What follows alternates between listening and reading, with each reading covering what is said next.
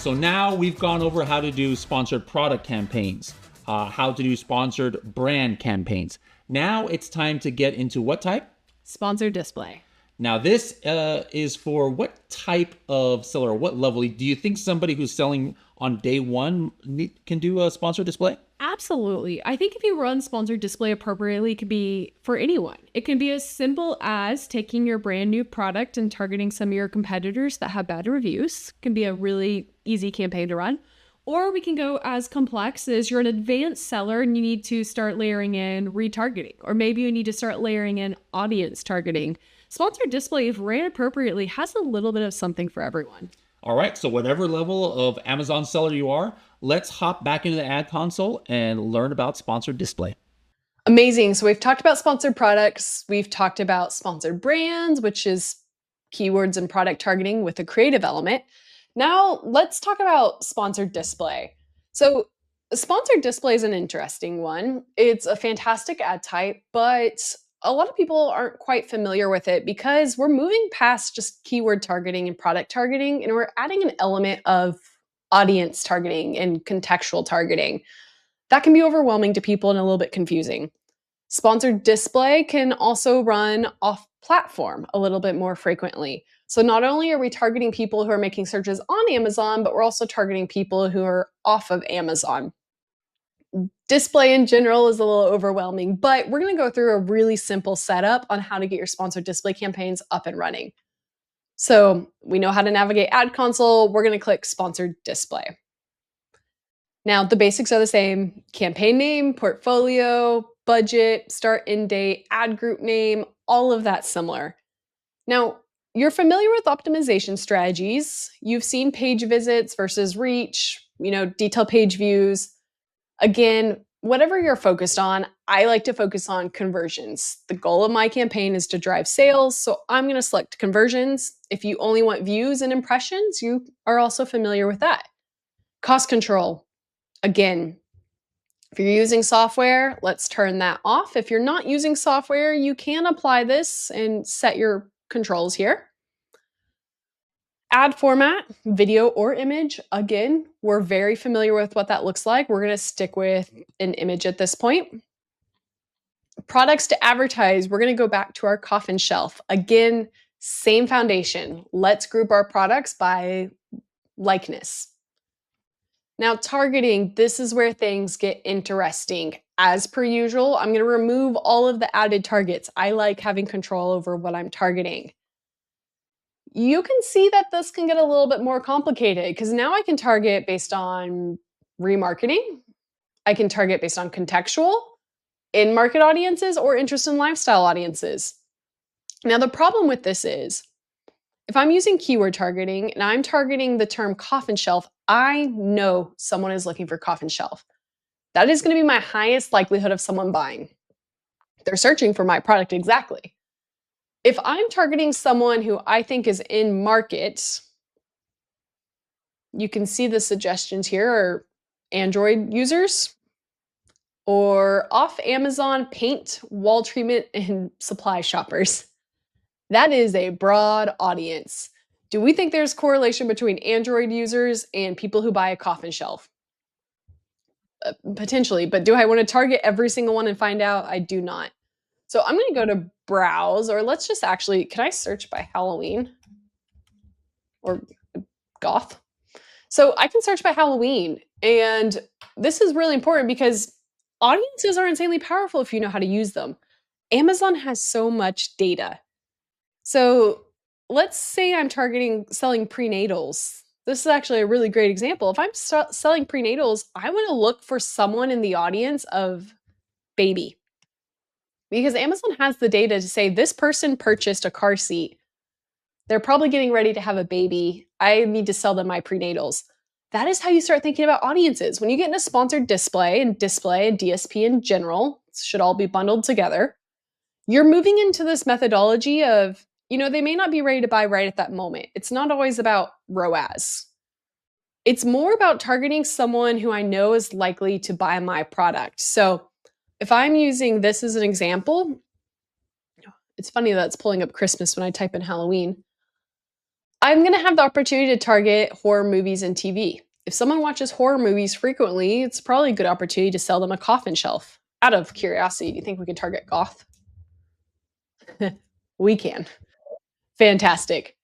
If someone reads gothic fiction books, I'm going to make an assumption that they could be likely to buy a coffin shelf. So maybe I want to add that. This is where sponsored display gets fun, is you have this level of opportunity. Again, I am making an assumption. They did not type in coffin shelf. I'm targeting them with my ad because they read gothic fiction books. You cannot expect the same level of conversion when you start moving into this level of targeting. Any questions here, Bradley? Yeah, I mean, this is actually interesting to me because this is something I have not done. Like when I do, I kind of just do the basic where I treat a lot of my product or my sponsored display campaigns as a product targeting campaign where I'm choosing the ASINs that have worked well for me or the ones that I think I can steal some of their sales. But this is kind of cool because I've never even dabbled in this aspect of targeting. So we've talked about how you can target different audiences. Let's also talk about one of the easiest ways to target with sponsored display, and that is by actually selecting individual products you want to target. Now, again, we've chatted, when you're targeting at audiences, you're making an assumption around the type of people that want to buy your product.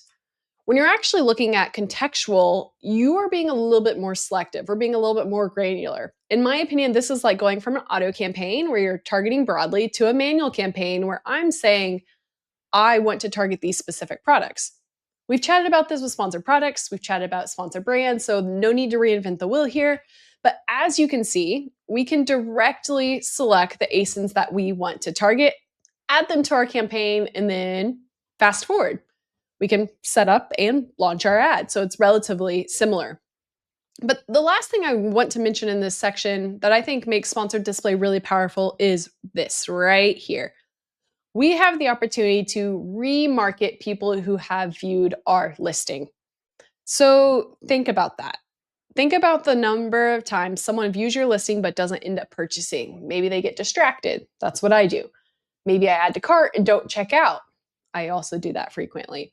When you run remarketing, you're able to basically say, hey, everyone who viewed my product in the last 7, 14, 30, 60, 90 days, let's serve them another ad. Or maybe I want to do everyone who purchased my product. This is fantastic for anyone who has high repeat purchases. Maybe you're a supplement, maybe you're toothpaste. Someone bought your toothpaste product 90 days ago, let's serve them another ad and remind them that it's time to purchase again. This can be really, really powerful for those that have that style of product or even high price products where it's going to take multiple touch points. Other than that, sponsored display is the same of what we've been doing, but now we're moving into more audience and more behavioral. So that can be really difficult to understand. A lot of people are going to go way too broad and then be unhappy with the performance. That's why the mindset shift is incredibly important. If they are typing in a keyword and you're serving them an ad, you know they are ready to buy right then. If we're moving into display, we're driving more awareness. We're convincing them that they need our product, but maybe they don't purchase right at that moment. That's why your ROAS maybe isn't as strong or your conversion rate's a little bit lower. It's because of the type of targeting we're doing. It's more similar to Meta ads or Google ads in that regard. Now, scrolling back down to the creative section, we're familiar with this video, logo, headline. Done. Launch campaign, easy enough. Now moving over to Helium 10 ads. We're very familiar with this process. We're going to go to Campaign Builder. We know that both guided and single campaigns can allow us an opportunity to run a sponsored display ad. We're going to be able to select our bid recommendations from the get-go. Remember, this is pretty important when it comes to sponsored display. It's not as high of conversion, so maybe we want to change our bid strategy a little bit. We're going to be able to scroll down, add our products, put in a campaign name always, and then select the appropriate ad type, sponsored display. And as you can see, it's, as always, very, very similar funnel. We're going to be able to set bid, budget. We're going to have our ACOS, ROAS targets. We're going to be able to add whatever we want to target. Right here, it is product targets or category targets. Very similar with this workflow.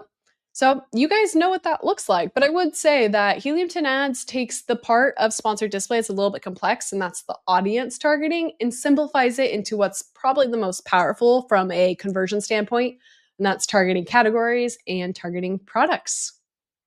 Awesome, awesome. Now, let me ask you something. So for me, when I obviously do all of my campaigns and ads, and I add the sponsored display campaign to my that flow Yep. that we learned about from the other videos, for keyword harvesting, etc. Now, for me, if I get an ASIN in my auto campaign, that my own personal rules is like I need to sell two and like under 50% ACOS. I automatically migrate that ASIN to my sponsored product, just product targeting, ASIN targeting campaign. But I also go ahead and put it automatically in a sponsored display campaign. Like, is this kind of a good practice, or are there circumstances where automatically doing this is not great? Or what would you suggest here for people who are using ads, or people who aren't Yeah. using ads and they're just trying to harvest the ASINs? I can't think of any reason where that strategy is not good, for being honest. I think there's two things that are important here. When you run an auto campaign, you're casting a wide net, as we've discussed. But Amazon gives you the data of everything that converts within that campaign. So what Bradley's saying is when he runs an auto campaign, he's able to see what competitor products his ad showed up on their product detail page. We've walked through where that is, and that ad drove a sale. So we're able to directly see our competitors and which we are driving conversions. The reason it's valuable to put that into a manual campaign is then I have direct control on how frequently I want to target that competitor with my bid and my budget. The reason you want to put it in both is because the sponsored product placements and the sponsored display placements are different on the page. But you still know that when someone views that competitor, they want to see your ad. We have that. We have the data to make that decision, right? If we run the sponsored display ad, we're going to show up in the placement directly below the buy box and the bullet points. That's highly visible. If we run a sponsored product ad, we're going to show up in that carousel that's a little bit less visible below. So it's a huge opportunity to gain more visibility on your competitor's product detail page and win more real estate that can be super, super powerful. All right, guys, hope you now can have a kind of solid foundation on how to do sponsored product ads, sponsored brand ads, and now sponsored display ads. That concludes this section. And in the next section of modules, we're going to go kind of like back in time, like something you need to do before you get your first ads ready. And that's getting your listing retail ready. And one of the aspects of that is through keyword research, because you can't target a lot of these keywords and search terms unless you have them in your listing. How do you find these keywords? We are both going to go into that in the next group of modules, so we'll see you there.